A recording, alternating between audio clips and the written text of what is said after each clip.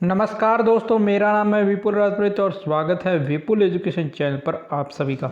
दोस्तों, कक्षा 11 की जो बुक हमारी चल रही है जिसका नाम है आज़ादी के बाद का स्वर्णिम भारत भाग 1 और इसका हम पढ़ रहे हैं पाठ नंबर 2 जिसका नाम है भारत का स्वतंत्रता आंदोलन। इस पाठ को हम जो है 4 भागों में पढ़ चुके हैं। आपने नहीं देखे, आई बटन में लिंक मिलेगा, आप जाकर देख सकते हैं। आइए 5वां भाग शुरू करते हैं। अब हम शुरुआत कर रहे हैं राष्ट्रीय आंदोलन का गांधी युग सन 1920 से 1947। दिसंबर 1919 में अमृतसर में कांग्रेस का अधिवेशन हुआ जिसमें लोकमान्य बाल गंगाधर तिलक ने अंतिम बार सहभागिता की थी। यानी दिसंबर 1919 में जो है अमृतसर में कांग्रेस का अधिवेशन होता है जिसमें लोकमान्य तिलक जी ने अंतिम बार सहभागिता की थी, क्योंकि इसके 3 माह बाद ही जो है तिलक जी की मृत्यु हो जाती है।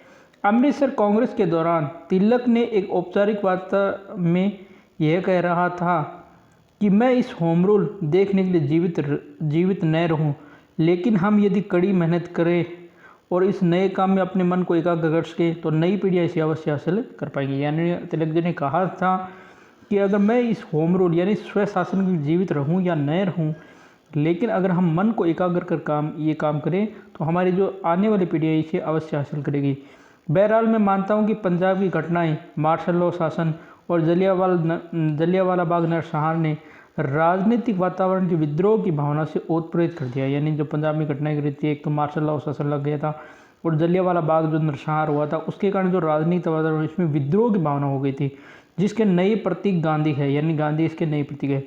यद्यपि मैं मानता हूँ कि अनुक्रियात्मक सहयोग से अधिकतम लाभ मिलेगा, फिर भी मैं रास्ते में रुकावट नहीं बनूंगा। यानी उन्होंने कहा कि जो अनुक्रियात्मक सहयोग है इससे लाभ मिलेगा, फिर भी मैं रास्ते में क्या है रुकावट नहीं बनूंगा।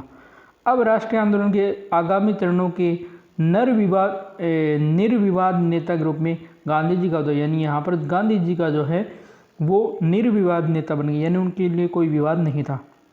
दक्षिण अफ्रीका में भारतीयों के साथ रंग भेद के आधार पर प्रजातीय दुर्व्यवहार किया जाता है। यानी दक्षिण अफ्रीका में जो है भारतीयों के साथ रंग भेद के आधार पर प्रजातीय दुर्व्यवहार किया जाता था। गांधी जी ने इसके खिलाफ संघर्ष का फैसला किया। यानी गांधी जी ने इसके खिलाफ संघर्ष का फैसला किया और सन 1893 से 1914 तक चलने वाले संघर्ष में गांधी जी ने सत्याग्रह आंदोलन के दर्शन का विकास किया। यानी 1893 से 1914 तक जो संघर्ष चला उसमें गांधी जी ने जो है सत्याग्रह आंदोलन चलाया।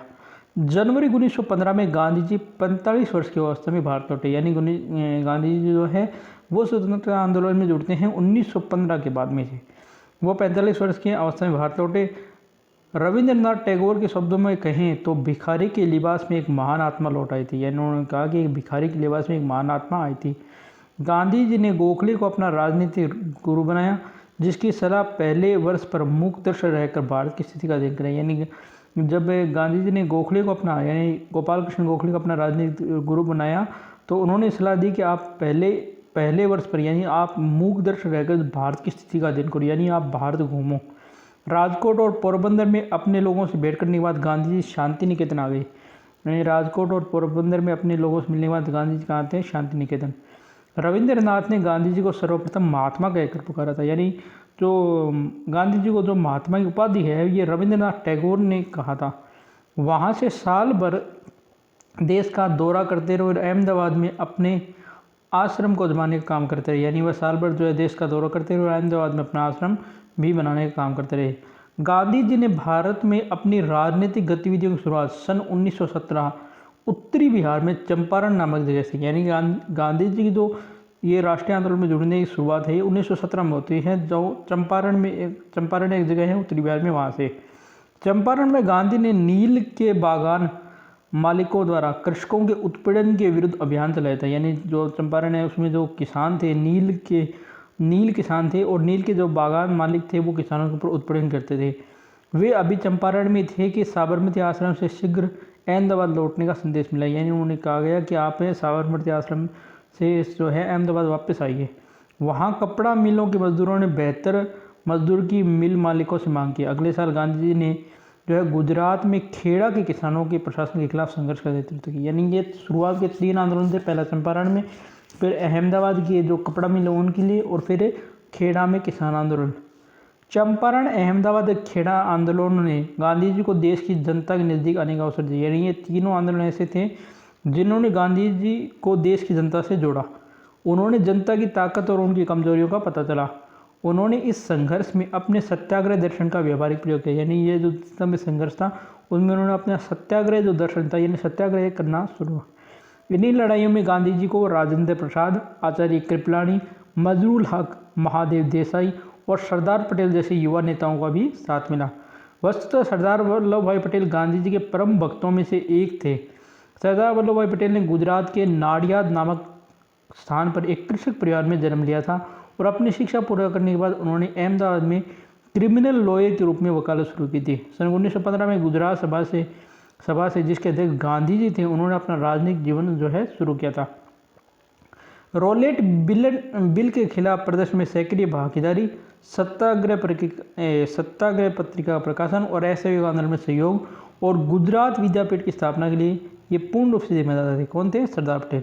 सन 1928 में बारदौली में किसान सत्याग्रह का सफल नेतृत्व जो है वो किया। इसी सत्याग्रह के बाद इन्हें सरदार के पद मिले। यानी जो बारदौली किसान सत्याग्रह हुआ था उसके बाद इन्हें सरदार के पद मिली थी। ये गांधी जी की विश्वसनीय साथी थे। यानी गांधी जी बहुत विश्वास पात्र साथी थे। 1946 में बम्बई की नाविक विद्रोह को शांत करने में इन्होंने महत्वपूर्ण भूमिका। यानी 1946 में जब बम्बई के नाविकों ने विद्रोह किया था तब इन्हें शांत करने में इनकी महत्वपूर्ण भूमिका थी। आधुनिक भारत के निर्माताओं में सरदार पटेल प्रमुख थे। यानी आधुनिक भारत के जो निर्माता हैं उनमें सरदार पटेल की प्रमुख भूमिका थी। इन्होंने देशी रियासतों की एकीकरण में महत्वपूर्ण भूमिका है। यानी जो देशी रियासतें थी उनकी एकीकरण में सबसे महत्वपूर्ण भूमिका निभाई। यह लोहा पुरुष माना जाता है। यानी इनको लोहा पुरुष से कहा जाता था। सन 1950 में जो है इनकी मृत्यु हुई थी। अब गांधी जी भविष्य के लिए बड़े संघर्ष के लिए तैयार थे। यानी गांधी जी जो भविष्य के लिए बहुत बड़ा संघर्ष करने के तैयार थे, जिसने आगे चलकर भारतीय राष्ट्रीय आंदोलन को विश्व इतिहास का आंदोलन बना दिया। यानी जो गांधी ने जो आगे संघर्ष किया उसने भारतीय राष्ट्रीय आंदोलन को क्या बना दिया? विश्व इतिहास का आंदोलन बना दिया। राष्ट्रीय आंदोलन का अग्रगामी घटनाक्रम। गांधी जी के विचारों को इस चरण में व्यापक स्तर पर प्रयोग में लाया गया। यानी जो गांधी जी के विचार इनको इस चरण में जो है बहुत बड़े स्तर पर प्रयोग में लाया गया। सन 1920 में राष्ट्रीय आंदोलन के चरण गांधीवादी चरण कहा जाता है। यानी 20 के बाद जो आंदोलन का चरण है वो गांधीवादी चरण है। सबसे पहले पढ़ते हैं रोलट सत्याग्रह। सन 1919 में का वर्ष भारत के लिए अत्यंत असंतोष का था। यानी 1919 में जो वर्ष है वो भारत के लिए बहुत ही असंतोष का वर्ष था। देश में फैल रही राष्ट्रीयता की भावना व क्रांतिकारी गतिविधियों को कुचलने के लिए ब्रिटेन को दमनात्मक शक्ति की आवश्यकता है। यानी देश में जो राष्ट्रीयता की भावना बढ़ रही थी और जो क्रांतिकारी गतिविधियाँ बढ़ रही थी उसके लिए ब्रिटेन को एक दमनात्मक शक्ति की आवश्यकता है। यानी उसको कुचला जा सके। रॉलेट समिति की सिफारिश के आधार पर विलियम विंसेंट ने 2 विधेयकों को प्रस्ताव रखा। यानी जो रॉलेट समिति थी उसके आधार पर जो विलियम विंसेंट है इसने जो है 2 विधेयक रखे। इन विधेयकों द्वारा ये व्यवस्था की गई कि जिस व्यक्ति पर राजद्रोही होने का संदेह हो उसकी गतिविधियों पर नियंत्रण रखा जाए और जिस व्यक्ति से शांति भंग के संभावना उसे बंदी बनाया जाए। यानी 2 कानून ऐसे पास किए गए कि अगर कोई किसी व्यक्ति लगता है कि ये राजद्रोही है तो उसकी गतिविधियाँ जो है क्या कहाँ जाता है या उसकी संपूर्ण गतिविधि नियंत्रण रखा जाए और जिससे ये लगे कि ये शांति भंग कर सकता है उसको बंदी बनाया जाए। ये देखिए आप यहाँ पर ये जो तस्वीर देख रहे हैं ये उस समय का पंजाब में मार्शल लॉ लगाने संबंधी एक टेलीग्राम लिखा गया था। गांधी जी ने कहा कि रॉलेट विधेयक से छुटकारा पाने का एकमात्र सत्याग्रह उपाय है। इन्होंने कहा कि अगर हम रॉलेट जो एक्ट है ये विधेयक है इससे छुटकारा पाने का एकमात्र उपाय क्या है? सत्याग्रह। गांधी जी ने इस संदर्भ में गवर्नर जनरल से भी इस पर पुनर्विचार करने का अनुरोध किया, परंतु गांधी जी के अनुरोध और वह विधानसभा के भारतीय सदस्यों का विरोध करने पर भी 17 मार्च 1919 को ये विधेयक पास हो गया। यानी गांधी जी ने गवर्नर जनरल से अनुरोध किया और विधानसभा के जो भारतीय सदस्य उन्होंने विरोध भी किया, लेकिन फिर भी 17 मार्च 1919 को ये विधेयक पास हो गया। जब संवैधानिक प्रतिरोध का अधिक प्रभाव नहीं हुआ तो गांधी जी ने सत्याग्रह शुरू करने का सुझाव दिया कि आप सत्याग्रह कीजिए। उन्हीं की अध्यक्षता में फरवरी 1919 में जो एक सत्याग्रह सभा भी गठित की गई। 6 अप्रैल को जनता से हड़ताल की अपील भी की गई। जनता ने इस अपील पर बड़े उत्साह से अमल किया और तारीख के बारे में कुछ गलतफहमियों के कारण जो दिल्ली में जो है 30 मार्च को हड़ताल आयोजित कर दी गई, जिसके दौरान जो है काफ़ी हिंसा भी फैली और बाकी जगहों पर हड़ताल के दौरान भी हिंसा हुई। लेकिन पंजाब की जो घटनाएं वो खतरनाक मोड़ ले रही थी। अब देखिए हैं जलियांवाला बाग हत्याकांड। अमृतसर में सत्याग्रह के समर्थन में सभाएं हुई, यानी अमृतसर जो है वहाँ पर सत्याग्रह के समर्थन में सभाएं हुई। वहाँ 6 अप्रैल तो शांति से निकल गया, परंतु 10 अप्रैल को जो है अमृतसर की जो डिप्टी कमिश्नर ने बिना किसी कारण के पंजाब के जो 2 नेता थे, डॉक्टर सत्यपाल और डॉक्टर सैफुद्दीन किचलू को बंदी बनाकर अज्ञात स्थान पर भेज दिया। यानी 2 नेता थे, उनको बिना किसी कारण के बंदी बना लिया गया। इसका समस्त पंजाब में विरोध किया गया, यानी इन 2 नेताओं की गिरफ्तारी पूरे पंजाब में विरोध हुई। उनकी रिहाई के लिए अमृतसर में हड़ताल घोषित करी, यानी उनकी रिहाई के लिए अमृतसर में हड़ताल घोषित कर दी। इस पर जो है सेना भी बुलाई गई। सैनिकों ने प्रदर्शनकारियों पर गोलियां चलाई। 11 अप्रैल को जनरल डायर ने सेना सहित अमृतसर पर तय कर लिया। जो जनरल डायर था उसने सेना सहित अमृतसर पर अधिकार कर लिया। इस गोलीकांड की निंदा करने के लिए 13 अप्रैल को दोपहर को जलियांवाला बाग में एक सभा आयोजित की गई थी, जिस सभा में लगभग 20,000 लोग उपस्थित थे। जनरल डायर ने बिना किसी चेतावनी की, यानी जनता को कोई चेतावनी नहीं दी, गोलियां बरसाना आरंभ कर दिया और 10 मिनट में 1650 गोलियां चली। जलियांवाला बाग चारों ओर इमारतों से घिरा था और वहां से निकलने का एक ही संक्रामक मार्ग था। जनरल डायर के 150 सैनिक उस दरवाजे को रोककर गोलियां बरसा रहे थे। सरकारी रिपोर्ट के अनुसार जो मृतकों की संख्या है वो 379 थी, जबकि कांग्रेस की रिपोर्ट के अनुसार ये संख्या 500 थी और सरकार के अनुसार आहतों की जो संख्या है वो 15,000 थी। डायर के सैनिकों ने तब तक गोलियां चलाते रहे जब तक वे समाप्त नहीं हो गई। इस प्रकार 13 तारीख को जो है अमृतसर की सर्वाधिक दुखद घटना घटी, जो जलियांवाला बाग हत्याकांड के नाम से प्रसिद्ध होती है। इस कांड के बाद सरकार ने दमन का रवैया बरकरार रखा और पंजाब में जो है मार्शल लॉ लागू कर दिया गया। आतंकराज के उस काल में बड़े पैमाने पर गोलीकांड हुए, फांसियां दी गई, हवाई जहाज़ों से बम बरसाए गए और लोगों को पेट के बल रेंगने पर भी मजबूर किया गया। पंजाब में होने वाले इन अमानुषिक कार्यों की खबर जब भारत के अन्य भागों में पहुंची तो समस्त भारत में जो है असाधारण आक्रोश उत्पन्न हो गई, यानी असाधारण जो है आक्रोश उत्पन्न हो गया था।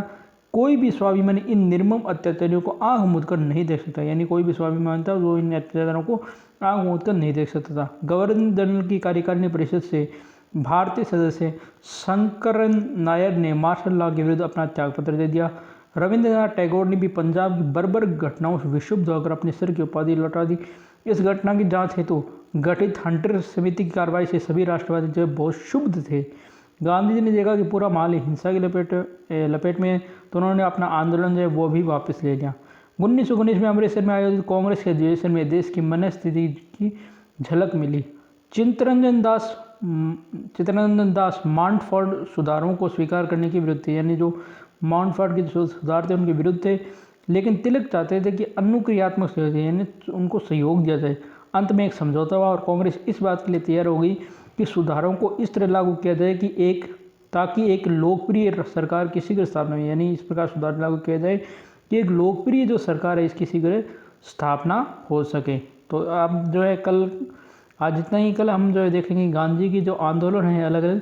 सबसे पहले हम जो है कल असहयोग आंदोलन देखेंगे, बहुत बड़ा आंदोलन है असहयोग आंदोलन।